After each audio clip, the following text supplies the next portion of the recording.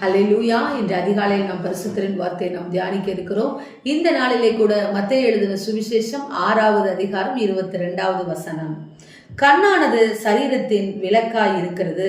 உன் கண் தெளிவாய் இருந்தால் உன் சரீரம் முழுவதும் வெளிச்சமாயிருக்கும். ஆம் தேவ ஜனமே, இந்த கண்ணானது நம்முடைய சரீரத்தின் விளக்காய் இருக்கிறது என்று சொல்லுகிறார். அதனாலே நாம் பார்க்கிற காரியங்களிலே மிகவும் கவனம் உள்ளவர்களாய் இருக்க வேண்டும்.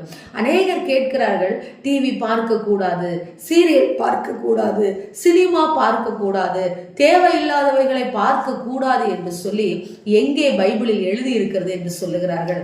மாம்சத்தின் கிரியைகளிலே களியாட்டம் என்பது ஒன்றாய் இருக்கிறது. அதுதான் இதை எல்லாவற்றையும் குறிப்பிடுகிறதா இருக்கிறது.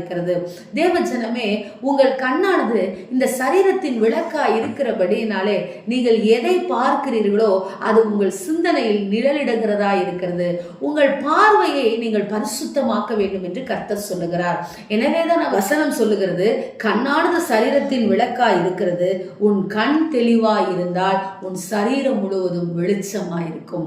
நீ பார்க்கிற பார்வை சரியானதா இருந்ததென்றால் உன் சரீரம் சுகத்தோடு பலத்தோடு இருக்கும். அப்படி என்றால் என் கண்ணுக்கு எது வெளிச்சம் தருகிறதா இருக்கிறது? தேவனுடைய வார்த்தை, கர்த்தருடைய வார்த்தையை நீ இரவும் பகலும் படித்து படித்து படித்து இந்த கண்களை நீ பரிசுத்தப்படுத்திக் கொள்ள வேண்டும். இந்த உலகத்தை பார்த்து பார்த்து சோர்ந்து போய் இருக்கிறதா உங்கள் கண்கள்? அதனால் உங்கள் சரீரத்தில் பலவீனத்தோடு இருக்கிறீர்களா? கர்த்தர் இந்த நாளிலே சொல்லுகிறார், உங்கள் சரீரத்தின் விளக்கான உங்களுடைய பார்வையை பரிசுத்தப்படுத்துங்கள். ஆம் தேவ ஜனமே, உங்கள் கண்கள் கர்த்தரை நோக்கி இருக்க வேண்டும். உங்கள் கண்கள் கர்த்தருடைய வேத வார்த்தையை நோக்கி இருக்க வேண்டும். அப்படி இருக்கும் பொழுது உங்கள் வாழ்க்கையில் குறைவு வராது, உங்கள் சரீரத்திலே பலவீனம் வராது. அப்படியே பலவீனம் வந்தாலும் கூட தீமைகளை நன்மையாக மாற்றுகிற தேவனாகிய கர்த்தர் உங்களுக்கு சுகத்தை கொடுத்து உங்களை எழுந்து நடக்க வைப்பார்.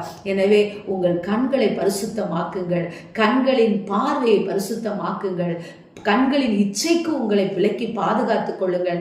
ஏவாளை போல விழுந்து விடாதபடிக்கு கர்த்தரை நோக்கி இருங்கள். நிச்சயம் கர்த்தர் உங்களை ஆசீர்வதிப்பார். ஆமென். ஸ்தோத்திரம். நேசிக்கிற எங்கள் நல்ல தகப்பனே, இந்த நாளிலே நாங்கள் கேட்ட வார்த்தையின் பிரகாரமாக எங்கள் கண் தெளிவாய் இருக்க, எங்கள் சரீரம் முழுவதும் வெளிச்சமாய் இருக்க எங்களுக்கு கிருபை கொடுங்க.